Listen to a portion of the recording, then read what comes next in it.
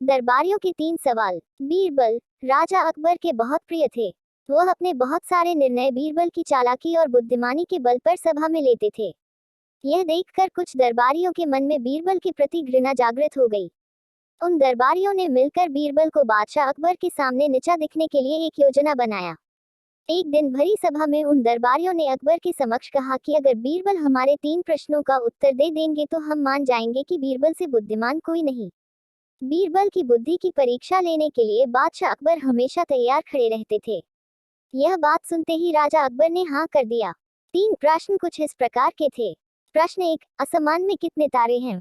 प्रश्न 2, इस धरती का केंद्र कहाँ है? प्रश्न 3, इस पृथ्वी में कितने पुरुष और महिला हैं? यह सुनते ही अकबर ने तुरंत बीरबल से कहा, अगर तुम इन प्रश्नों के उत्तर नहीं दे पाओगे तो तुम्हें अपने मुख्यमंत्री के पद को त्यागना पड़ेगा। पहले प्रश्न के उत्तर के लिए बीरबल एक घने बालों वाले भेड़ को पकड़ लाए और कहने लगे कि जितने बाल इस भेड़ के शरीर में हैं उतने ही तारे आसमान में हैं। अगर मेरे दरबारी मित्र इस भेड़ के सभी बाल गिनना चाहें तो गिन सकते हैं। दूसरे प्रश्न के उत्तर के लिए बीरबल जमीन पर कुछ रेखाएं खींचने लगे और कुछ देर बाद उन्होंने एक लोहे की छड़ी को गाड़ दिया और कहा, यह है धरती का केंद्र बिंदु। अगर मेरे दरबारी दोस्त मापना चाहते हैं तो स्वयं माप सकते हैं। तीसरे सवाल के उत्तर में बीरबल बोले, वैसे तो यह बताना बहुत ही मुश्किल है कि इस दुनिया में पुरुष कितने हैं और महिलाएं कितनी हैं, क्योंकि इस दुनिया में कुछ ऐसे लोग भी हैं जिनको उस गणना में नहीं जोड़ा जा सकता, जैसे कि हमारे यह दरबारी मित्र।